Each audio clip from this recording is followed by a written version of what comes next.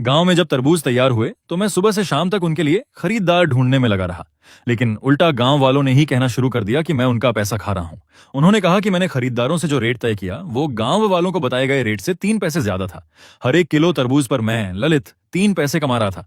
पूरे गांव में कितनी जमीन है, कितने तरबूज उगते हैं, साल भर में सिर्फ इन 3 पैसों से ही मैं लाखों रुपए कमा लेता हूं। फिर भी लोग मुझे अपना मददगार और पूरे गांव की उम्मीद मानते हैं।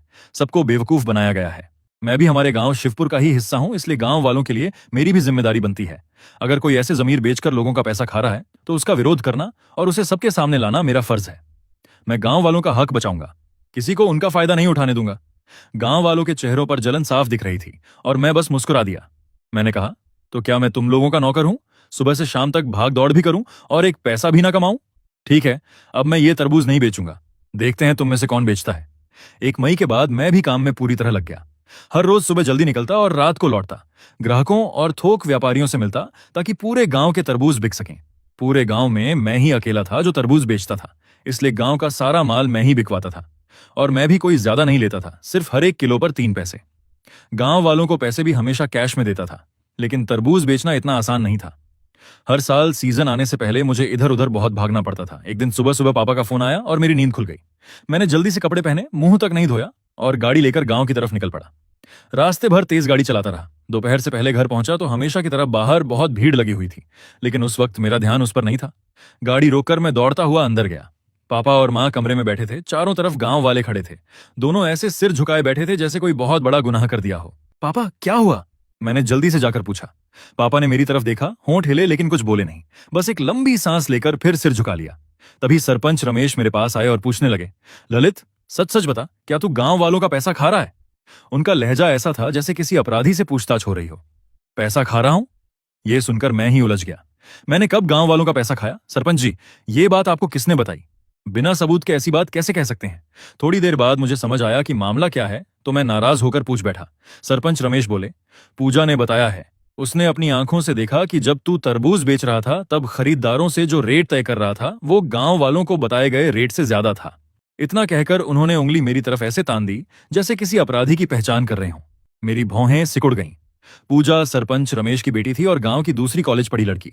हालांकि उसने बस एक साधारण प्राइवेट कॉलेज से पढ़ाई की थी, लेकिन हमारे गांव शिवपुर में जहां ज्यादातर लोग सिर्फ प्राइमरी तक पढ़े थे, वो खुद को बहुत बड़ा पढ़ा लिखा समझती थी।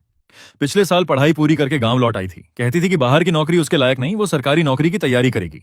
लेकिन लगभग 1 साल होने को आया, अभी तक कोई परीक्षा भी पास नहीं कर पाई। गांव वाले आपस में कहते थे कि शहर में उसे नौकरी नहीं मिली, इसलिए वापस आ गई। आखिर गांव का पहला कॉलेज ग्रेजुएट तो मैं था। मैंने तो 211 यूनिवर्सिटी से पढ़ाई की थी, फिर भी नौकरी पाने के लिए बहुत मेहनत करनी पड़ी थी। सरपंच रमेश शायद अपनी बेटी को ही आगे चलकर अपनी जगह बैठाना चाहते थे, इसलिए इस साल उन्होंने मुझसे खास तौर पर कहा था कि मैं पूजा को अपने साथ ले जाऊं ताकि वो भी सीख सके कि गांव के तरबूज कैसे बिकवाए जाते हैं। लेकिन लड़की में जरा भी सब्र नहीं था। कल मैं उसे अपने साथ शहर की कुछ सुपरमार्केट्स में लेकर गया था, लेकिन दोपहर होते होते उसने कोई बहाना बनाया और चली गई। मुझे लगा था कि सच में कोई जरूरी काम होगा, लेकिन सरपंच की बात सुनते ही सब समझ आ गया। वो सीधे गांव आकर मेरी शिकायत कर गई थी। मैंने गुस्से में चारों तरफ देखा और ऊंची आवाज में कहा, पूजा कहाँ है? उसे बाहर बुलाओ, शिकायत करने की हिम्मत है, सामने आने की नहीं। मेरे अंदर गुस्सा उबल रहा था। मैंने पूरे कमरे में नजर दौड़ाई, लेकिन पूजा कहीं दिखाई नहीं दी। मैंने और ऊंची आवाज में कहा, इस लड़की में जरा भी एहसान नहीं है। इतने सालों से इनके घर के तरबूज भी मैं ही बिकवाता आया हूं। जिस साल इसका कॉलेज में एडमिशन हुआ था तब सरपंच जी के पास फीस भरने तक के पैसे नहीं थे। उसी वक्त मैंने 10,000 रुपए दिए थे। पिछले 2 दिन से ये मेरे साथ शहर में थी। मैंने इसकी पूरी खातिरदारी की और बदले में इसने मेरे साथ यही किया। तभी बाहर से आवाज आई, ललित, इतना चिल्ला क्यों रहे हो? पूजा अंदर आई और मुझे घूर कर देखने लगी। फिर वो मुड़ी, कमरे के अंदर और बाहर खड़े गांव वालों की तरफ देखने लगी। बिल्कुल अपने पिता की तरह उसने भी उंगली मेरी तरफ उठाई और बोली, गांव वालों, यही है ललित। इसी ने अपना जमीर बेचकर आप सबकी मेहनत की कमाई खाई है। कल जब यह शहर में सुपरमार्केट वालों से तरबूज का रेट तय कर रहा था, मैं वहीं मौजूद थी। इसने खरीदारों से जो रेट तय किया वो गांव वालों को बताए गए रेट से 3 पैसे ज्यादा था। हर एक किलो पर यह 3 पैसे कमाता है। पूरे गांव में कितनी जमीन है, कितने तरबूज उगते हैं, साल भर में सिर्फ इन 3 पैसों से ही ये लाखों रुपए कमा लेता है। मैं आप सबसे पूछना चाहती हूं, आप में से कौन है जो साल भर मेहनत करके लाखों रुपए कमा लेता है? ये लाखों रुपए असल में आप सबके होने चाहिए थे, लेकिन ललित ने अपना जमीर बेचकर सब खुद रख लिए। फिर भी आप लोग इसे अपना मददगार और गांव की उम्मीद समझते रहे। आप सबको धोखा दिया गया है। मैं पूजा, इस गांव शिवपुर की बेटी होने के नाते गांव वालों के लिए अपनी जिम्मेदारी निभाऊंगी। जहां भी किसी को लोगों का हक मारते देखूंगी उसका विरोध करूंगी और सबके सामने सच लेकर आऊंगी। मैं गांव वालों का हक बचाऊंगी, किसी को उनका फायदा नहीं उठाने दूंगी। पूजा पूरे जोश में गांव वालों के सामने मेरे एक एक तथाकथित गुनाह गिनाने लगी। उसके बोलने का अंदाज ऐसा था जैसे कोई बहुत बड़ा सच सामने ला रही हो। मानना पड़ेगा, कॉलेज में पढ़ी है, कम से कम जोड़ घटाना तो आता है। इतनी समझ तो है कि मैं साल भर में कितना कमा सकता हूं। मैंने उसकी तरफ देखकर बेबसी से कहा, तो बस यही है वो इल्जाम जो तुमने मुझ पर लगाया है? मैं सच में समझ नहीं पा रहा था। सिर्फ 3 पैसे की बात थी, लेकिन वो ऐसे भड़की हुई थी जैसे मैंने उसका सब कुछ लूट लिया हो। उसे देखकर कोई भी यही सोचता कि मैंने उसके खानदान का बहुत बड़ा नुकसान कर दिया है। पूजा तुरंत बोली, क्या ये इल्जाम लगाने के लिए काफी नहीं है? लाखों रुपए, ये सब गांव वालों की धूप में झलकर झुक झुक कर दिन रात मेहनत से कमाई हुई कमाई है। सिर्फ बातें बनाकर तुम कैसे उस पैसे पर अपना हक जता सकते हो?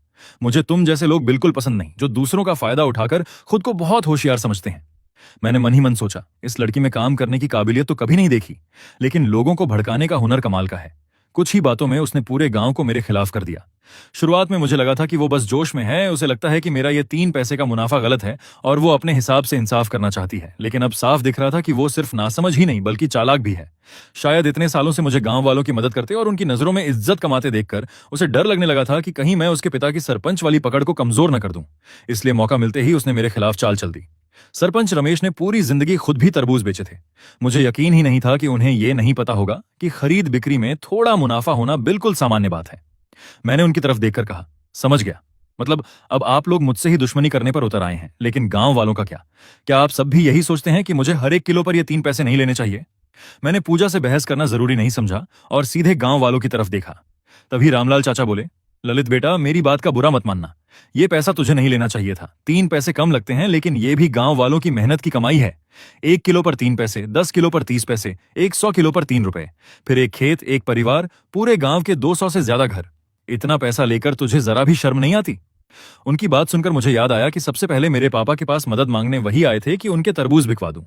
फिर मोहन चाचा भी बोले, ललित, तूने गांव वालों के तरबूज बेचे, उसके लिए सब तेरे एहसानमंद हैं, लेकिन पैसे लेना ठीक नहीं। ये तो गांव वालों का हक मारना हुआ।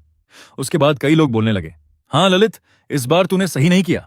हम सब एक ही गांव के हैं, ऐसे कौन करता है? हम तो तुझे हमेशा नेक इंसान समझते थे। अगर पूजा सच सामने ना लाती तो हमें कभी पता भी नहीं चलता कि हमारे साथ क्या हो रहा है। पूरे कमरे में हर तरफ से सिर्फ मेरी बुराई हो रही थी। मेरा दिल एकदम ठंडा पड़ गया। कमरे में मौजूद हर इंसान को मैं बचपन से जानता था। मुझे लगा था कि कई पीढ़ियों का रिश्ता कुछ तो मायने रखता होगा, लेकिन आखिर में रिश्तों से बड़ा फायदा निकला। मैं सोचता था कि कम से कम इनमें इतना जमीर होगा कि सिर्फ 3 पैसों के लिए पूजा की बातों में नहीं आएंगे। हाँ, मैंने 3 पैसे कमाए थे, लेकिन उनके तरबूज आखिर बेचे किसने? अगर मैं उन्हें बेचकर पैसे ना दिलाता तो उन्हें हर किलो के वो कुछ रुपए भी नहीं मिलते। ये 3 पैसे आखिर कितने बड़े थे? अगर मैं उनके तरबूज ना बेचता तो उन्हें 1 पैसा भी नहीं मिलता। बस अपने खेत में तरबूज सड़ते हुए देखते रहते। लेकिन आज वही लोग मुझे लालची, बेईमान और एहसान फरामोश कह रहे थे। आखिर किस हक से? क्या उन्हें वो दिन याद नहीं जब उनके तरबूज नहीं बिकते थे और सबके चेहरे उतर जाते थे? क्या उन्हें वो दिन याद नहीं जब पैसे हाथ में आने के बाद उनकी खुशी का ठिकाना नहीं रहता था? उन्हें उस मुश्किल जिंदगी से बाहर किसने निकाला? जिन तरबूजों का खेत में सड़ जाना तय था, उन्हें पैसे में किसने बदला? तभी मुझे समझ आया कि एहसान जितना बड़ा होता है, लोग उसे उतनी ही जल्दी भूल जाते हैं। ठीक है, अब मैं सबकी बात समझ गया। मतलब आप सबको लगता है कि मुझे ये 3 पैसे नहीं लेने चाहिए थे, है ना? जब गांव वाले बोलते बोलते चुप हुए, तब मैंने ये सवाल किया। सबने बिना हिचक सिर हिला दिया। मैंने पूजा की तरफ देखा। वो मुस्कुरा रही थी और उसके चेहरे पर जीत की खुशी साफ दिखाई दे रही थी। गांव वालों का रवैया देखकर वो बहुत खुश थी। मैंने कहा, लेकिन मैं आप सबको साफ बता देता हूं, ये 3 पैसे मैं पूरी ईमानदारी से लेता हूं और लेने का पूरा हक रखता हूं। क्यों? क्योंकि आपके तरबूज मैंने बिकवाए हैं। पता भी है कैसे बिकवाए? लोगों को दावत दी, उनके साथ बैठकर शराब पी, तोहफे दिए, हाथ जोड़कर उनसे गुजारिश की कि हमारे गांव शिवपुर के तरबूज खरीद लें। दावत में पैसा लगता है या नहीं? शराब में पैसा लगता है या नहीं? तोहफों में पैसा लगता है या नहीं? जब मैंने पहली बार गांव के लिए तरबूज बेचे थे, जानते हो मैंने अपनी जेब से कितना खर्च किया था? पूरे 13 लाख रुपए। मेरे माँ बाप के अलावा क्या किसी ने मुझे 1 रुपया भी दिया था? इतने सालों से हर साल मैं ही सबके तरबूज बेचता आया हूं। बाजार में तरबूजों की कोई कमी नहीं है। फिर खरीदार हमारे ही तरबूज क्यों खरीदें? सिर्फ इसलिए क्योंकि मैं बार बार जाकर उनसे बात करता हूं, हाथ जोड़कर मनाता हूं, उन्हें राजी करता हूं। मेरे अपने खेत के तरबूज तो वैसे ही बिक जाते। फिर मैं क्यों अपनी जान लगाकर पूरे गांव के तरबूज बेचूं? सिर्फ इसलिए कि आप लोग मुझे 2 मीठे शब्द बोल दें? जरा हाथ दिल पर रखकर बताइए, अगर मैं ना होता तो क्या आपके तरबूज बिक पाते? फिर ये 3 पैसे लेना क्या गलत है? मैंने पूरे जोर से सबकी तरफ देखते हुए पूछा। पहली बार जब मैंने गांव के लिए तरबूज बेचे थे, तब पूरे 1 महीने से ज्यादा तक मैं भाग दौड़ करता रहा था। बाद में जब हिसाब लगाया तो खुद हैरान रह गया। गांव वालों ने तो अच्छा पैसा कमाया, लेकिन मुझे 1 रुपया भी फायदा नहीं हुआ। उल्टा मेरी 10 लाख से ज्यादा की बचत खर्च हो गई। खरीद बिक्री कोई एकतरफा काम नहीं होता। सिर्फ मैं बेचने की सोच लूं, इससे कोई खरीद नहीं लेता। तरबूज बिकवाना सिर्फ बातों से नहीं होता। मैंने अपनी नौकरी से लंबी छुट्टी ली, पूरे राज्य में जगह जगह घूमता रहा, थोक व्यापारियों और खरीदारों से मिलता रहा। क्या सिर्फ बात करके काम हो जाता? उनके साथ खाना पीना भी पड़ता था। उन्हें भी पता होता था कि मैं बेचने के लिए परेशान हूं, इसलिए वो सिर्फ कम दाम ही नहीं लगाते थे, बल्कि तरह तरह के फायदे भी मांगते थे। कोई 2-4 दावतें उड़ाता, कोई शराब की बोतलें लेता, कोई सिगरेट के डिब्बे, और कुछ तो सीधे सीधे रिश्वत मांगते थे। अगर मैं ना देता तो वो हमारे तरबूज ही नहीं खरीदते। ये सारा पैसा मेरी जेब से जाता था। ऊपर से दूसरे शहरों में आने जाने का किराया, होटल का खर्च, हर चीज में पैसा लगता था। गांव वालों के तरबूज बिक जाते थे, सबको पैसा मिल जाता था, लेकिन ये सारे अतिरिक्त खर्च मैं अकेला उठाता था। उस समय तो मैंने सोच लिया था कि अब कभी गांव वालों के लिए तरबूज नहीं बेचूंगा। पैसा भी डूबता है, मेहनत भी लगती है, समय भी जाता है, और ऊपर से कोई कदर भी नहीं। लेकिन अगले ही साल जब गांव में फिर से तरबूज बोने की तैयारी शुरू हुई, तो बेचने की पूरी जिम्मेदारी फिर मेरे सिर पर डाल दी गई। साल दर साल मैं इसी तरह मेहनत करता रहा। अगर बैल से भी चक्की चलवाओ तो उसे चारा तो खिलाते हो। फिर मैं हर 1 किलो पर सिर्फ 3 पैसे कमा लूं तो इसमें क्या गलत है? तभी पूजा बोली, तुम गांव शिवपुर के रहने वाले हो, तुम्हें पूरे गांव के बारे में सोचना चाहिए, अपने फायदे के बारे में नहीं। गांव वालों की परेशानी दूर करना और उनके तरबूज बिकवाना तुम्हारी जिम्मेदारी है। तुम्हें कोई शर्त रखने का हक नहीं है। ऊपर से एहसान भी जताते हो।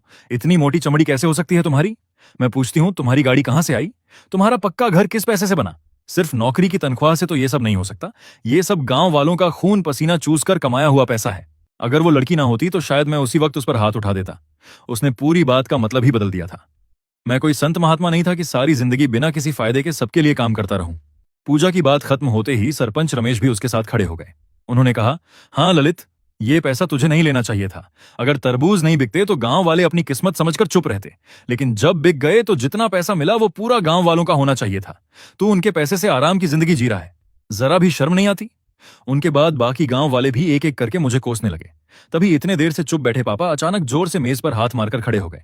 पूरे कमरे में सन्नाटा छा गया। पापा ने कहा, अगर गांव वालों को लगता है कि ललित ने उनका पैसा लिया है तो ठीक है।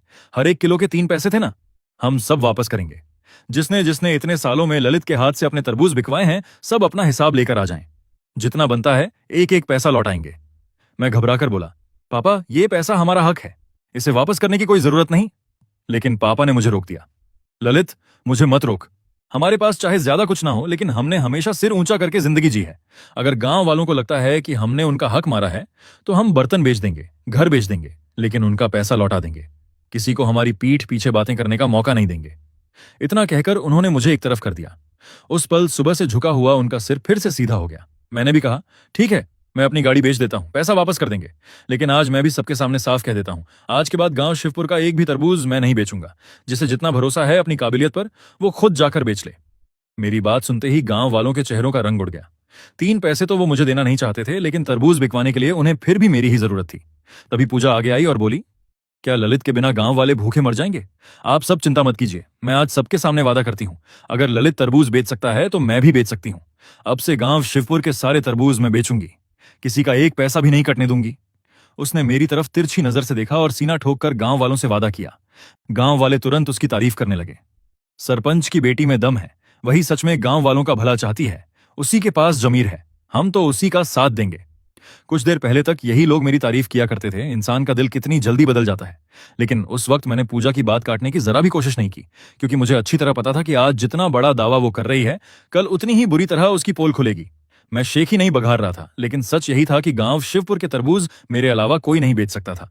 जाते जाते पूजा दरवाजे पर रुकी, मेरी तरफ मुड़ी और बोली, ललित, जो लोग गलत काम करते हैं उन्हें उसकी सजा जरूर मिलती है।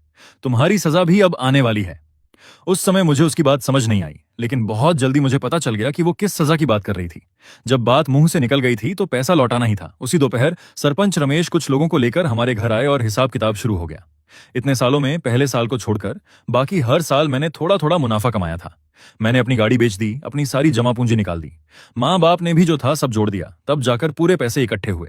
गांव वाले पैसे लेते समय ऐसे खुश हो रहे थे जैसे बरसों पहले खोई हुई कोई कीमती विरासत वापस मिल गई हो। उसके बाद हमारे घर में पहले जैसी रौनक कभी नहीं रही। गांव वाले मेरे माँ बाप को देखते ही मुंह फेर लेते, जैसे उनसे बात करना भी उनकी बेइज्जती हो। उसी दौरान पूजा की कही हुई सजा भी सामने आ गई। किसी ने सरकारी विभाग में शिकायत कर दी कि नौकरी करते हुए मैं चोरी छिपे कारोबार करता था, सस्ते में खरीदकर महंगे में बेचता था और बहुत बड़ा मुनाफा कमाता था। साथ में गांव वालों के हस्ताक्षर वाला शिकायत पत्र भी था। मुझे समझने में देर नहीं लगी कि यह सब पूजा का किया हुआ है और उस शिकायत पत्र पर दस्तखत करने वाले भी गांव वाले ही थे। मेरी नौकरी में सबको पहले से पता था कि मैं गांव वालों के तरबूज बिकवाता हूं। सब जानते हुए भी कोई कुछ नहीं कहता था। आखिर मैं अपने गांव वालों की मदद ही तो कर रहा था और जो थोड़ा बहुत मुनाफा मिलता था उसे मेरी मेहनत की कमाई समझा जाता था। लेकिन अब जब मामला ऊपर तक पहुंच गया तो अधिकारी भी नियमों के खिलाफ नहीं जा सकते थे। मुझे बुलाकर पूरी पूछताछ हुई। मैंने बिना कुछ छिपाए सब सच सच बता दिया, यहां तक कि 3 पैसे वाला मुनाफा भी, क्योंकि मैंने जांच शुरू होने से पहले ही पूरा पैसा लौटा दिया था और जांच में पूरा सहयोग किया। इसलिए मुझे सिर्फ एक विभागीय चेतावनी देकर छोड़ दिया गया। हमारे विभाग में वैसे भी तरक्की के मौके ना के बराबर थे, इसलिए उस सजा से मेरी तनख्वाह या नौकरी पर कोई खास असर नहीं पड़ा। फैसला आने के बाद तो मेरे ऑफिस के साथियों ने मेरे लिए पार्टी तक रखी, लेकिन मैंने सबको चौंकाते हुए नौकरी छोड़ने का फैसला कर लिया। पिछले कुछ समय में मेरे साथ लगातार बुरा हुआ था। पहले लाखों रुपए लौटाने पड़े, फिर शिकायत हुई, लेकिन इसी दौरान मैंने अपनी जिंदगी के बारे में भी सोच लिया था। पूरी जिंदगी नौकरी में बस दिन काटने से बेहतर था कि अपना कुछ बनाया जाए। घर की हालत अब तक की सबसे खराब थी। बचत लगभग खत्म हो चुकी थी। एक बेटे और एक आदमी होने के नाते अब इस घर की जिम्मेदारी मेरी थी। बचपन में मुझे सबसे ज्यादा नफरत तरबूजों से थी। मैं हमेशा इस काम से दूर भागना चाहता था, लेकिन जिंदगी ने घूम फिरकर फिर मुझे उसी रास्ते पर ला खड़ा किया। इस बार भी मेरा सपना तरबूजों से ही जुड़ा था। कृषि विश्वविद्यालय में 4 साल पढ़ाई करने के बाद मेरे पास ज्ञान भी था और हुनर भी। अगर तरबूजों के दम पर अपना भविष्य बनाऊं तो यही मेरी पढ़ाई का सही इस्तेमाल होगा। माँ बाप का सपना भी आखिर पूरा हो गया। उनका बेटा घूम फिरकर आखिर अपने पुश्तैनी काम पर लौट ही आया। मैंने पूरा प्लान बना लिया था कि आगे क्या करना है और कैसे करना है। मैंने माँ बाप से लंबी बात की और उन्होंने भी मेरा पूरा साथ दिया। लेकिन जब हम तीनों चुपचाप अपनी तैयारी में लगे हुए थे, तब पूरे गांव के लोग पूजा के पीछे पीछे घूम रहे थे। देखते ही देखते तरबूज पकने वाले थे। गांव वाले बेसब्री से इंतजार कर रहे थे कि पूजा अपना वादा निभाए और उनके तरबूज बिकवा दे। लेकिन उन्होंने 2 बड़ी गलतियां की थीं। पहली, उन्होंने मेरे साथ गलत किया। दूसरी, उन्होंने पूजा पर भरोसा कर लिया। पूजा लड़की बुरी तो थी ही, लेकिन उससे भी ज्यादा बेवकूफ थी। जब बेवकूफी के साथ घमंड भी जुड़ जाए तो इंसान पूरी तरह अंधा हो जाता है। वो मेरे साथ कुछ बार सुपरमार्केट गई थी और उसने अपनी आंखों से देखा था कि मैं कैसे सौदा पक्का करता हूं। बस उसी से उसे लगा कि वो भी ये काम कर सकती है। उसके पिता भले ही गांव शिवपुर के सरपंच हों और गांव में उनकी इज्जत हो, लेकिन गांव के बाहर कौन उन्हें जानता था और पूजा को कौन पहचानता था। इतने सालों से मैं तरबूज बेच रहा था। अपने सारे रिश्ते और ग्राहक मैंने खुद मेहनत से बनाए थे। मेरे बहुत से ग्राहक गांव शिवपुर के तरबूज नहीं बल्कि मुझ पर भरोसा करके खरीदते थे। तरबूज तो हर जगह मिल जाते हैं, लेकिन ललित सिर्फ एक ही है। पूजा पूरे भरोसे के साथ शहर गई और मेरी तरह सुपरमार्केट में जाकर तरबूज बेचने की कोशिश करने लगी, लेकिन किसी ने उसकी तरफ ध्यान तक नहीं दिया। बड़ी मुश्किल से कुछ खरीद मैनेजरों से मुलाकात हुई, लेकिन उन्होंने जो शर्तें रखी, पूजा उन्हें मान ही नहीं सकी। वही तरबूज अगर मैं बेचने जाता तो 8 रुपए किलो तक का रेट मिल जाता, लेकिन पूजा जाती तो वही लोग सिर्फ 5 रुपए देने को तैयार होते। ये किसी लड़की होने की वजह से नहीं था, बल्कि इस काम के अपने तरीके होते हैं। रेट इंसान तय करता है, लेकिन पूजा को यह बिल्कुल नहीं आता था कि सामने वाले से अच्छा दाम कैसे निकलवाया जाए। ऊपर से उसे सिर्फ सुपरमार्केट में बेचने का तरीका पता था, बाकी किसी भी बिक्री के रास्ते के बारे में उसे कुछ नहीं मालूम था। आधा महीना इधर उधर भागने के बाद वो सिर्फ 500 किलो का एक ऑर्डर ला सकी। 500 किलो तो एक किसान के खेत से तरबूज निकालने में होने वाले नुकसान से भी कम था। धीरे धीरे गांव वालों को शक होने लगा कि पूजा सच में तरबूज बेच भी पाएगी या नहीं। बातें कितनी भी बड़ी कर लो, लेकिन हाथ में पैसा आए तभी भरोसा होता है। जैसे ही पूजा गांव में दिखाई देती, लोग उसे घेर लेते और पूछते, तरबूज कब बिकेंगे? हर बार वो बस यही कहती, बस होने वाला है, जल्दी बात बन रही है। उसके पास इन्हीं गोलमोल जवाबों के अलावा कुछ नहीं था। साफ दिख रहा था कि वो मेहनत तो कर रही थी, लेकिन तरबूज सच में बिक नहीं रहे थे। अब वो सिर्फ अपनी इज्जत बचाने के लिए लगी हुई थी या सच में गांव वालों की मदद करना चाहती थी, ये कहना मुश्किल था। एक दिन मैं शहर जाने के लिए घर से निकला ही था कि रास्ते में पूजा मिल गई। उसने मुस्कुराकर बड़े प्यार से मुझे नमस्ते की। मैंने हाथ उठाकर उसे रोक दिया और कहा, बस रहने दो, मैं तो वही स्वार्थी, बेशर्म और गांव वालों का पैसा खाने वाला आदमी हूं। तुम्हारे जैसे बड़े लोगों की नमस्ते के लायक नहीं हूं। इतना कहकर मैं उसे पार करके आगे बढ़ने लगा। पूजा ने मेरा हाथ पकड़ लिया और बोली, ललित भैया, मुझे पता है आप मुझसे नाराज हैं। मुझसे गलती हो गई, माफ कर दीजिए। अब तरबूज बिक नहीं रहे, गांव वाले बहुत परेशान हैं। प्लीज मेरी मदद कर दीजिए। वो मेरा हाथ पकड़कर मनाने लगी। मैंने झटक कर उसका हाथ छुड़ाया और ठंडी हंसी के साथ कहा, इससे मेरा क्या लेना देना? पूजा तुरंत बोली, कैसे नहीं है? आप गांव शिवपुर के ही रहने वाले हो। गांव वालों की मदद करना आपकी जिम्मेदारी है। फिर वही पुरानी बातें शुरू हो गईं। मैंने झुंझलाकर कहा, बस करो, गांव शिवपुर में सिर्फ मैं ही रहता हूं क्या? अगर जिम्मेदारी की बात कर रही हो तो सबसे पहले तुम्हारी और तुम्हारे पापा की बनती है। मुझे ये नैतिकता का ज्ञान मत दो। इतनी ही फिक्र है तो सोचो कि तरबूज कैसे बिकेंगे, नहीं तो आज जो हाल मेरा हुआ था कल तुम्हारा भी यही होगा। मैं उसे हटाकर आगे बढ़ गया, लेकिन वो फिर मेरे पीछे आ गई। उसने दोनों हाथ फैलाकर रास्ता रोक लिया और सख्त आवाज में बोली, तुम कहीं नहीं जाओगे। मैं सरपंच की बेटी होने के नाते तुम्हें आदेश देती हूं कि गांव शिवपुर के तरबूजों की समस्या अभी हल करो। उसकी बात सुनकर मैं हंस पड़ा। मैंने कहा, तुम पढ़ी लिखी हो ना? तुम्हें सच में लगता है कि सरपंच की बेटी होना कोई सरकारी पद है? किसने तुम्हें यह हक दिया कि किसी को आदेश दो या उसका रास्ता रोको? तुम्हारे पापा ने? उन्हें बुलाओ, मैं भी पूछूं। और एक बात और सुन लो, मेरा नाम गांव की वोटर लिस्ट में भी नहीं है। नियम के हिसाब से मैं गांव शिवपुर का निवासी भी नहीं हूं, इसलिए मेरे सामने ये रौब मत दिखाओ। मैं उसकी अक्ल पर हंसते हुए आगे बढ़ने लगा। मुझे देखकर लगा आधा महीना मेहनत करके सिर्फ 500 किलो तरबूज बेचने की वजह अब समझ आ गई। पूजा गुस्से से लाल हो गई, लेकिन उसके मुंह से कोई जवाब नहीं निकला। मैंने मुस्कुराकर कहा, उस दिन तो बड़े भरोसे से कह रही थी ना कि सारे तरबूज बेच दोगी। एक काम करो, तुम और तुम्हारे पापा गांव वालों के सारे तरबूज खुद खरीद लो। गांव वालों की परेशानी भी खत्म हो जाएगी और तुम्हारा वादा भी पूरा हो जाएगा। मैंने जानबूझकर उसे ऐसा बेकार सुझाव दिया। पूजा तुरंत समझ गई कि मैं उसका मजाक उड़ा रहा हूं। उसने गुस्से से कहा, हमारे घर में पैसे पेड़ पर नहीं उगते। मैंने तुरंत जवाब दिया, अच्छा, तो क्या मेरा समय और मेरी मेहनत पेड़ पर उगती है? अब रास्ते से हटो, मुझे जरूरी काम से जाना है। अगर फिर मेरा रास्ता रोका तो पुलिस में शिकायत कर दूंगा कि तुम जानबूझकर मुझे परेशान कर रही हो। इतना कहकर मैं गांव से बाहर निकल गया। पीछे से पूजा चिल्लाई, ललित, इतना घमंड मत करो, मैं फिर भी गांव के सारे तरबूज बेचकर दिखाऊंगी। मैंने बिना पीछे मुड़े सिर्फ एक उंगली उठाई और कहा, अगर तुम ये कर गई तो मैं अपना सरनेम बदलकर तुम्हारा रख लूंगा। इसके बाद पूजा ने फिर पूरे गांव में ऐलान कर दिया कि वो हर हाल में गांव के सारे तरबूज बिकवाकर रहेगी। उसका हौसला तो बहुत बड़ा था, लेकिन सिर्फ बातें करने से काम नहीं चलता। उसके पास न ग्राहक थे, न कोई सही बिक्री का रास्ता। आखिर में उसे अपने माँ बाप पर ही भरोसा करना पड़ा। उसके पापा सरपंच जरूर थे, लेकिन सरपंच होने से तरबूज नहीं बिकते। फिर एक और हफ्ता निकल गया। पता नहीं सरपंच रमेश ने कितनी भाग दौड़ की, तब जाकर सिर्फ 1000 किलो और तरबूज बिक पाए। तब तक खेतों के तरबूज पूरी तरह तैयार हो चुके थे। अगर जल्दी नहीं बिकते तो खेतों में ही खराब होने लगते। गांव वाले घबरा गए। अब उन्हें सिर्फ पूजा पर भरोसा नहीं रहा। हर घर फिर से सड़क किनारे खुद तरबूज बेचने निकल पड़ा। लेकिन पूजा ने हार नहीं मानी। उसने गांव की कुछ खूबसूरत लड़कियों को इकट्ठा किया और लाइव वीडियो के जरिए तरबूज बेचने का फैसला किया। उस समय ऑनलाइन लाइव बेचने का तरीका काफी चलन में था, लेकिन क्या बेचना है यह भी उतना ही जरूरी होता है। फल वैसे ही ज्यादा दिन नहीं टिकते, ऊपर से तरबूज तो जरा सा टकरा जाए तो खराब हो जाता है। लेकिन पूजा को पूरा भरोसा था कि लाइव करके पूरे देश को गांव शिवपुर के तरबूजों के बारे में बता देगी और एक ही रात में सारा माल बिक जाएगा। मैंने उसकी कुछ लाइव वीडियो देखी थी। हंसते हंसते मेरा बुरा हाल हो गया। शुरुआत में पूजा कुछ लड़कियों के साथ डांस करती ताकि लोग लाइव में जुड़ें। जब दर्शकों की संख्या बढ़ जाती तब हर लड़की एक एक तरबूज उठाकर उसकी तारीफ करने लगती। इतना मीठा तरबूज कहीं नहीं मिलेगा। आज नहीं खरीदा तो कल पछताओगे। 10,000 किलो का ऑर्डर दो, 500 किलो की छूट मिलेगी। डांस के दौरान तो हजारों लोग देखते थे। एक बार तो 2-3 हजार लोग भी जुड़ गए थे। लेकिन जैसे ही तरबूज बेचने की बात शुरू होती, लोग एक एक करके निकल जाते। दर्शकों को रोकने के लिए डांस का समय बढ़ता गया और लड़कियों के कपड़े छोटे होते गए। कई दिन लाइव करने के बाद भी एक भी तरबूज नहीं बिका। उल्टा नियमों का उल्लंघन करने की वजह से उसका अकाउंट हमेशा के लिए बंद कर दिया गया। लाइव का सारा सामान और लड़कियों के कपड़ों का खर्च भी गांव पंचायत के पैसे से हुआ था। पूरा पैसा डूब गया। अब पूजा भी परेशान थी और गांव वाले भी। इस साल हर जगह तरबूज की पैदावार बहुत ज्यादा हुई थी। मांग कम थी और माल ज्यादा, इसलिए बाजार में जगह ही नहीं बची थी। बाहर जाकर भी तरबूज बेचना आसान नहीं था। कई बार लोग सुबह गाड़ी भरकर जाते और रात को बिना एक भी तरबूज बेचे वापस लौट आते। सड़क किनारे तरबूज बेचने वालों की इतनी भीड़ थी कि दाम लगातार गिरते जा रहे थे। कमाई की बात तो छोड़िए, अब तो बस यही मुकाबला था कि कौन कम नुकसान झेलेगा। 8 रुपए किलो वाला तरबूज 5 रुपए किलो पर भी बिकेगा, इसकी भी कोई गारंटी नहीं थी। कहीं कहीं तो लोग किलो से नहीं गिनती से बेच रहे थे। एक 6 रुपए का, दो 10 रुपए के। तरबूज पकने के बाद अगर खेत में ही छोड़ दिए जाएं तो ज्यादा से ज्यादा 1 महीना टिकते हैं, लेकिन तोड़ लेने के बाद सिर्फ आधा महीना ही चल पाते हैं। इसलिए पूरे गांव में किसी की हिम्मत नहीं हो रही थी कि तरबूज तोड़ ले। सबको किसी चमत्कार का इंतजार था। गांव वाले हर रोज पूजा के पीछे पड़े रहते। आखिर उसी ने सीना ठोककर कहा था कि वो पूरे गांव के तरबूज बिकवाएगी और किसी का नुकसान नहीं होने देगी। अब सब उसी से अपना वादा पूरा करने की उम्मीद लगाए बैठे थे, लेकिन सिर्फ आधा महीना बचा था।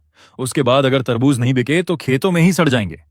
आखिरकार पूजा को भी मानना पड़ा कि उसने जितनी बड़ी बड़ी बातें की थीं, उतनी उसकी काबिलियत नहीं थी।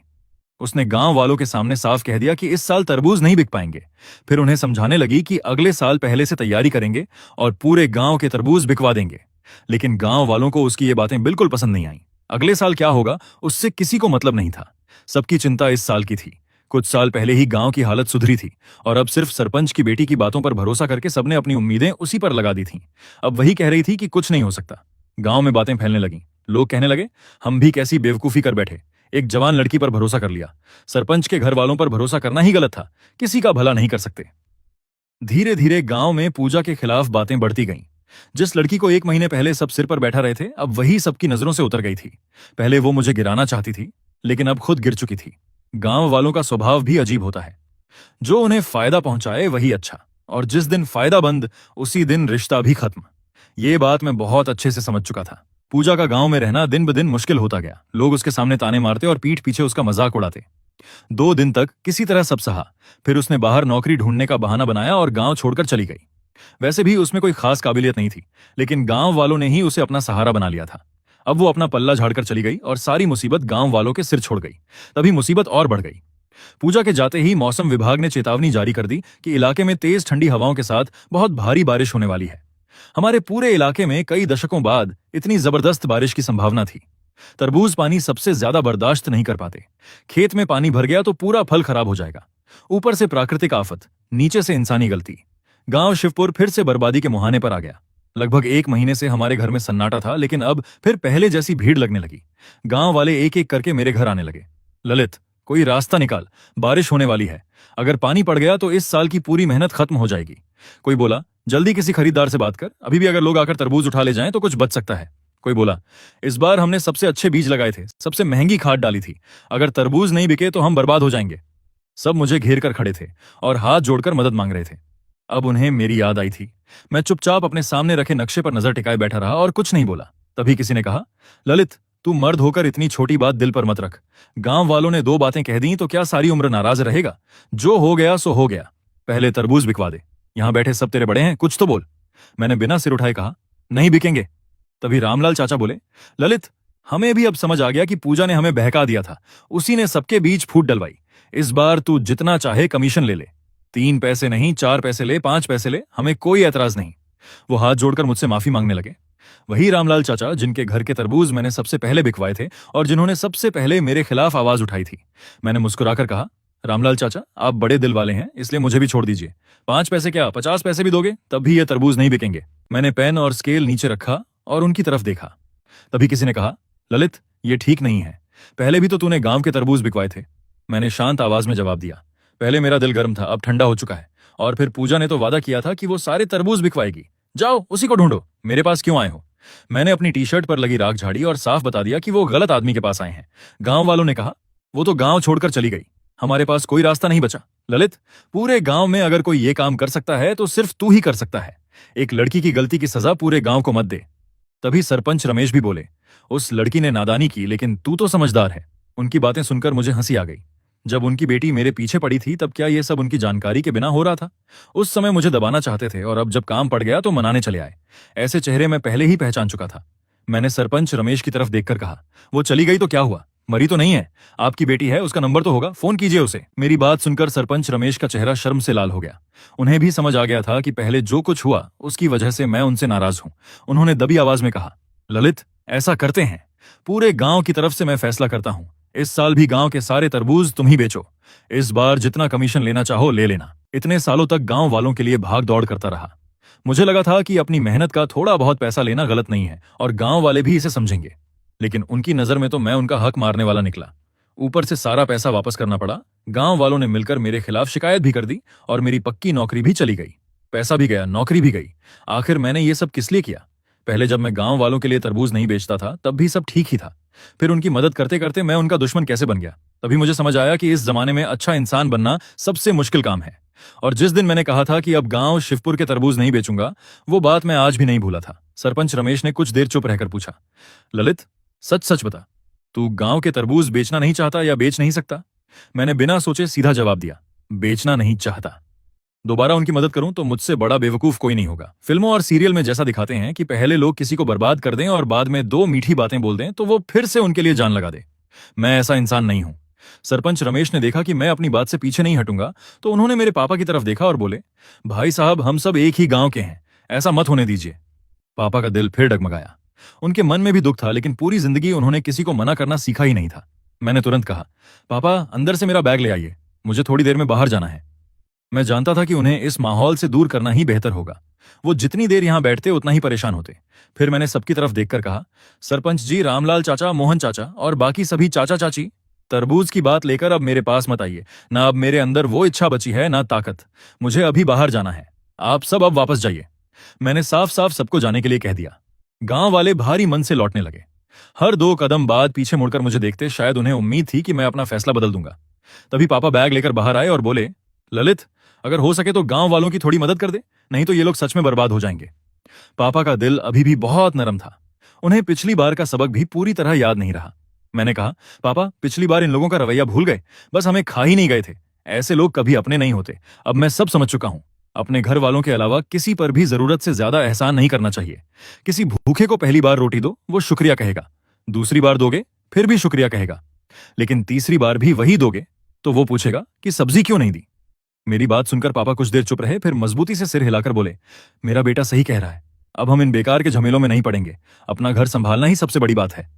मैंने कहा, बस यही सही है। मैं शहर जा रहा हूं। परसों ट्रक लेकर वापस आऊंगा और अपने खेत के तरबूज उठवाऊंगा। बैग कंधे पर डालकर मैं घर से निकल गया। गांव शिवपुर के तरबूज भले ना बिकें, लेकिन उसमें मेरे खेत शामिल नहीं थे। मेरे 15 एकड़ खेत में सिर्फ बेहतरीन किस्म के तरबूज लगे थे। पैदावार थोड़ी कम थी, लेकिन कमाई पहले से कहीं बेहतर थी। 2 दिन बाद मैं एक बड़ा ट्रक लेकर गांव लौटा।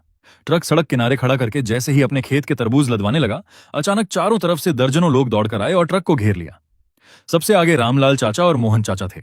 रामलाल चाचा ने एक मजदूर के हाथ से तरबूज छीनकर जमीन पर पटक दिया और गुस्से में चिल्लाए, कोई तरबूज ट्रक में नहीं चढ़ेगा। मैंने आगे बढ़कर उनका गला पकड़ लिया, उन्हें नीचे झुकाया और जमीन पर टूटे हुए तरबूज की तरफ इशारा करते हुए कहा, रामलाल चाचा, आंखें खोलकर देखिए, ये मेरे खेत का तरबूज है। इसे ट्रक में चढ़ाना है या नहीं, इसका फैसला आप करेंगे। हमारे तरबूज नहीं बिक रहे तो तुम्हारे घर के भी नहीं बिकने देंगे। रामलाल चाचा छूटकर सीधे खड़े हुए और गुस्से से चिल्लाए, इसके घर के भी तरबूज मत बिकने दो। बाकी गांव वाले भी चिल्लाने लगे, इसके सारे तरबूज तोड़ दो। उसी पल गांव वालों की असली सोच सामने आ गई।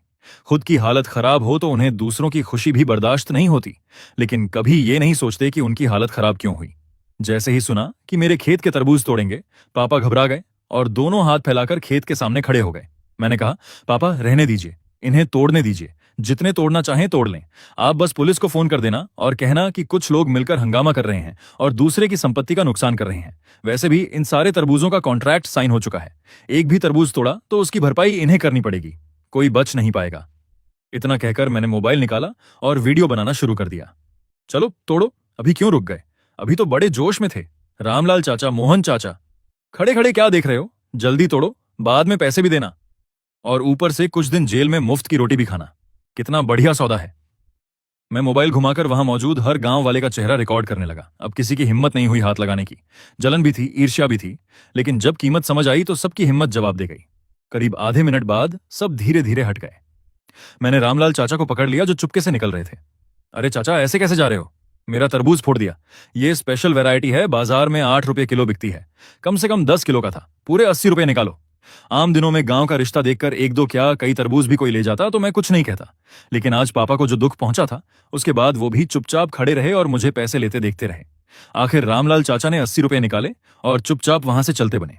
मैंने पीछे से आवाज लगाई, दम नहीं था तो हीरो क्यों बन रहे थे? वो लड़खड़ाए और गड्ढे में गिरते गिरते बचे। संयोग देखिए, उसी दिन जब मेरे घर के तरबूज शहर पहुंचाकर माल उतारा गया, तभी तेज बारिश शुरू हो गई। बारिश रुकने का नाम ही नहीं ले रही थी। लगातार 4-5 दिन तक इतनी तेज बारिश हुई कि खेतों में आधा मीटर तक पानी भर गया और सारे तरबूज डूब गए। मेरे खेत को छोड़कर पूरे शिवपुर गांव में हर किसान बुरी तरह बर्बाद हो गया। गांव वालों के उतरे हुए चेहरे देखकर मुझे कोई खुशी तो नहीं हुई, लेकिन जरा भी तरस नहीं आया। खाना खाते वक्त मेरी तारीफ करते थे और खाना खत्म होते ही वही थाली मेरे मुंह पर मार देते थे। यही उनके कर्मों का फल था। बारिश रुकी, पानी उतरा और मैं अपने काम में लग गया।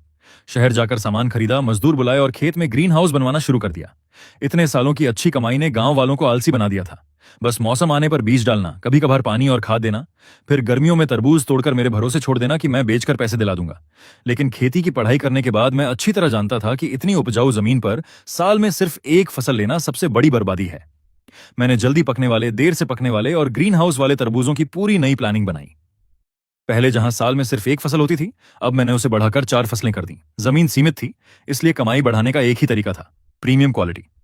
मैंने कई नई और दुर्लभ किस्मों के तरबूज लाकर अलग अलग मौसम के हिसाब से उगाने शुरू किए। खासकर सर्दियों और बसंत में ग्रीन हाउस के तरबूजों की कीमत इतनी ज्यादा मिलती थी कि मेरी कमाई कई गुना बढ़ गई। साथ ही मैं लगातार रिसर्च करता रहा, नई तकनीकें आजमाता रहा और क्वालिटी बरकरार रखते हुए पैदावार लगभग 50% बढ़ा दी। सिर्फ 1 साल के अंदर मेरे घर की तरबूज की कमाई पिछले 10 सालों की कुल कमाई से भी ज्यादा हो गई। तरबूज ने सच में मेरे परिवार की किस्मत बदल दी। गांव वालों की जलन और बढ़ गई। कोई ताने मारता, कोई बुरा भला कहता, तो कुछ लोग रात के अंधेरे में मेरे ग्रीन हाउस में घुसकर पौधे उखाड़ने तक लगे। लेकिन पिछली घटना के बाद मैं पहले ही सतर्क हो चुका था और ग्रीन हाउस में सीसीटीवी कैमरे लगवा चुका था। पौधे उखाड़ने वालों से मैं बहस करने नहीं गया, सीधे रिकॉर्डिंग लेकर पुलिस के पास पहुंच गया। गांव के ऐसे लोग अगर आज पौधे उखाड़ सकते हैं तो कल आग भी लगा सकते हैं, इसलिए उन्हें एक बार ऐसा सबक सिखाना जरूरी था जो वो जिंदगी भर याद रखें। पुलिस ने उन्हें गिरफ्तार किया और मैंने तुरंत महंगे वकील करके केस भी कर दिया। जिन्होंने सिर्फ 100 के आसपास पौधे उखाड़े थे उन्हें कानून के हिसाब से सबसे कड़ी सजा और पूरा हर्जाना भरना पड़ा। उनकी जिंदगी का शायद सबसे महंगा सबक वही था। सरपंच रमेश मेरे घर समझौता कराने आए, लेकिन मैंने उन्हें दरवाजे के अंदर तक नहीं आने दिया। उस दिन के बाद किसी की हिम्मत नहीं हुई कि मेरे खेत की तरफ आंख उठाकर भी देखे। शिवपुर गांव 2 हिस्सों में बंट गया, एक तरफ हमारा परिवार और दूसरी तरफ बाकी पूरा गांव। गांव वालों ने हमारे घर आना जाना पूरी तरह बंद कर दिया, लेकिन उससे हमें क्या फर्क पड़ता था। खेती चलती रही, कमाई बढ़ती रही और हमारी जिंदगी पहले से कहीं ज्यादा शांत हो गई। कुछ गांव वालों ने भी हमारे जैसे ग्रीन हाउस बनाकर साल भर तरबूज उगाने की कोशिश की, लेकिन तरबूज उगा लेना और उसे बेचना दोनों अलग बातें थीं। उनके पास आज भी कोई खरीदार नहीं था। कुछ परिवारों ने 1-2 बार कोशिश की और फिर हार मानकर छोड़ दिया। दूसरी तरफ मेरा कारोबार लगातार बढ़ता गया। मांग इतनी बढ़ गई कि मुझे पड़ोसी गांवों में हजारों एकड़ जमीन किराए पर लेकर खेती बढ़ानी पड़ी। शिवपुर गांव की जमीन पर दोबारा खेती करने का मेरा कोई इरादा नहीं था। धीरे धीरे पूरे प्रदेश में सर्दियों और बसंत के मौसम के तरबूज के बाजार पर मेरा दबदबा हो गया। अगर मैं एक साल तरबूज न उगाऊं तो पूरे प्रदेश के आधे से ज्यादा सुपरमार्केट में उन मौसमों में तरबूज ही न मिले। उधर शिवपुर गांव की हालत वही रही। हर साल तरबूज बोते, हर साल बेचने के लिए भटकते। कुछ ही सालों में गांव वाले टूट गए। हजारों एकड़ खेत बंजर जैसे दिखने लगे। खेती में मन नहीं रहा, इसलिए पैदावार भी गिरती गई और क्वालिटी भी। धीरे धीरे शिवपुर गांव का नाम मिट गया और उसकी जगह ललित तरबूज ब्रांड ने ले ली। कारोबार बढ़ा तो पैसा भी आया और जिंदगी भी बदल गई। पुराना घर गिराकर उसकी जगह 4 मंजिला बड़ा बंगला बनाया, जिसके चारों तरफ बगीचा, पानी का तालाब और खूबसूरत लैंडस्केप था। दूर से देखने पर किसी रिजॉर्ट जैसा लगता था। खेती की रिसर्च के सिलसिले में मेरा कृषि अनुसंधान संस्थान आना जाना लगा रहता था। वहीं मेरी मुलाकात शोधकर्ता लता से हुई। धीरे धीरे हम दोनों एक दूसरे को पसंद करने लगे। लता खूबसूरत भी थी, मेहनती भी, और सबसे बड़ी बात, वो मेरे साथ मिलकर तरबूज की खेती को आगे बढ़ाने का सपना देखती थी। 2 साल तक रिश्ते में रहने के बाद हमने शादी करने का फैसला कर लिया। इस बात से जुड़ा एक मजेदार किस्सा भी है। जब मैं पहली बार लता को अपने माता पिता से मिलाने घर लाया तो देखा कि सरपंच रमेश हमारे ड्राइंग रूम में बैठे बड़ी बड़ी बातें कर रहे थे। जैसे ही उन्होंने लता को देखा उनकी आवाज एकदम बंद हो गई। कुछ देर तक उसे देखते रहे, फिर मुझसे पूछा, ललित, ये लड़की कौन है? मैंने उनकी तरफ बिना देखे कहा, माँ, ये लता है, मेरी गर्लफ्रेंड, जिसके बारे में मैं आप लोगों को बता चुका हूं। मेरी बात पूरी भी नहीं हुई थी कि सरपंच रमेश उछल पड़े। क्या तेरी गर्लफ्रेंड है? तूने हमें बताया क्यों नहीं? मैंने सीधे जवाब दिया, सरपंच जी, क्या गर्लफ्रेंड बनाने से पहले भी आपसे परमिशन लेनी पड़ेगी? वो बस फीकी सी हंसी हंसकर वहां से निकल गए। बाद में पता चला कि वो मेरे लिए अपनी बेटी पूजा का रिश्ता लेकर आए थे। साथ में लालच भी दिया था कि गांव में प्लॉट दिलवा देंगे और उनके 20 एकड़ खेत भी मेरे नाम कर देंगे। लेकिन मेरा गांव में रहने का कोई इरादा नहीं था, और जहां तक पूजा की बात थी, उसके स्वभाव और अक्ल को मैं पहले ही अच्छी तरह पहचान चुका था। गांव की परंपरा के मुताबिक मेरी और लता की शादी शिवपुर गांव में ही हुई। शादी वाले दिन पूरा गांव आया। आजकल गांव में शादी में कम से कम 200 रुपए का शगुन दिया जाता है, लेकिन पूरे गांव ने जैसे पहले से तय कर रखा था कि हर परिवार सिर्फ 20 रुपए देगा, वो भी पूरा खानदान लेकर आए। 7-8 लोग तो आम बात थी, कुछ तो 10-12 लोगों के साथ पहुंचे। बस कुत्ते ही नहीं लाए थे। 20 रुपए देकर सबने जमकर खाना खाया, शराब पी, सिगरेट पी और जाते वक्त बर्तन तक उठा ले गए। पूरी शादी में किसी ने हमें बधाई तक नहीं दी। बाद में जब सामान गिना गया तो कई बर्तन गायब थे, यहां तक कि खाना बनाने आए रसोइये भी हैरान रह गए। उन्होंने पूछा, क्या आपका गांव इतना गरीब है? मैंने मुस्कुराकर कहा, गरीब नहीं, बस जलन बहुत है। मैंने बात वहीं खत्म कर दी। शादी के बाद लता ने नौकरी छोड़ दी और पूरी तरह मेरे साथ तरबूज की खेती में लग गई। मम्मी पापा की जिंदगी भी अब आराम से गुजरने लगी। वो रोज फूल पौधों की देखभाल करते, मछलियों को दाना डालते और चैन से रहते। मेरा कारोबार लगातार बढ़ता गया और जितना मेरा नाम बढ़ा उतना ही शिवपुर गांव वालों का पछतावा भी। सिर्फ उन 3 पैसों के लालच में उनके अपने तरबूज खेतों में सड़ गए।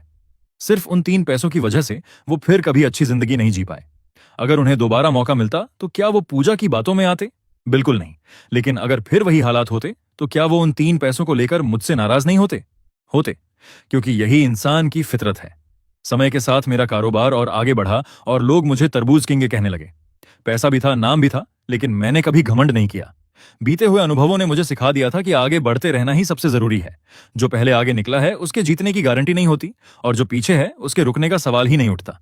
मेरे पास इतनी दौलत आ चुकी थी कि कई पीढ़ियां बिना काम किए आराम से जी सकती थीं, लेकिन फिर भी मैं और लता सबसे ज्यादा समय खेतों और रिसर्च में ही बिताते थे। जब इंसान पूरे दिल से किसी काम में लग जाता है तो वही काम उसका शौक बन जाता है। हमारी लगातार मेहनत के बाद आखिरकार हमने ललित 1, ललित 2 और ललित 3 नाम की नई तरबूज सीरीज तैयार कर ली। इन किस्मों ने न सिर्फ प्रीमियम तरबूज की कम पैदावार का रिकॉर्ड तोड़ा, बल्कि बेमौसम मिलने वाले तरबूजों की कीमत भी काफी कम कर दी। कई लोग मेरा मजाक उड़ाते थे, कहते थे, जब महंगे तरबूज बेचकर इतना पैसा कमा सकते हो तो इतनी सस्ती और ज्यादा पैदावार वाली किस्में क्यों बना रहे हो? इससे तो अपना ही नुकसान करोगे। लेकिन मैं सिर्फ मुस्कुरा देता था। लोग आज का फायदा देखते थे, मैं आने वाले कल का बाजार देख रहा था। बाजार किसी एक आदमी का कभी नहीं होता।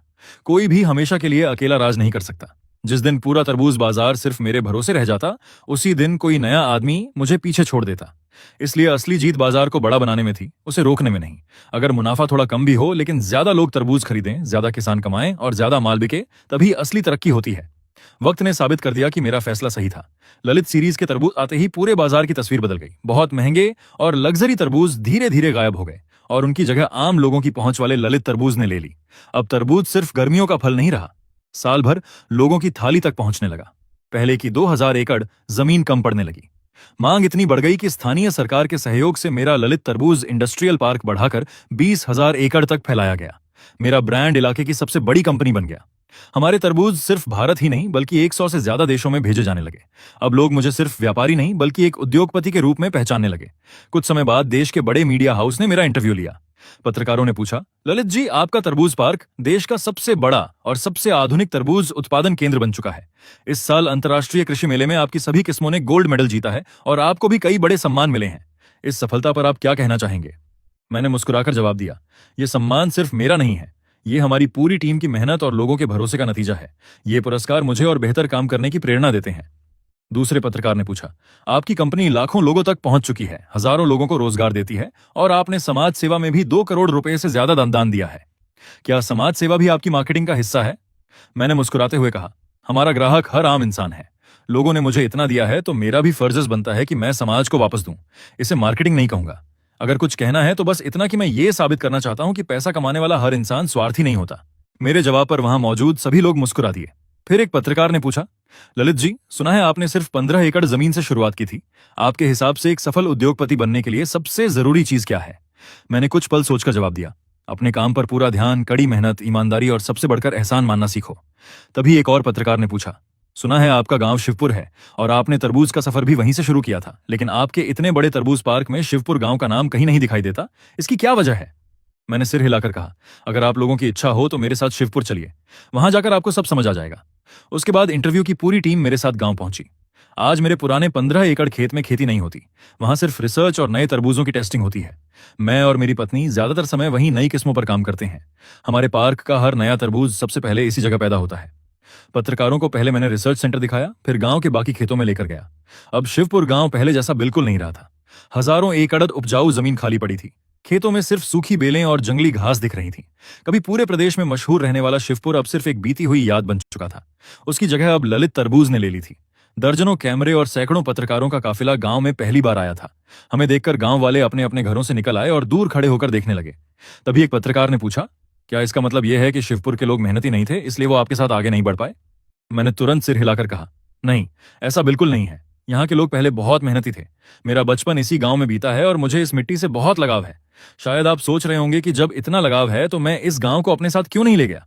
इसकी वजह एक छोटी सी कहानी है।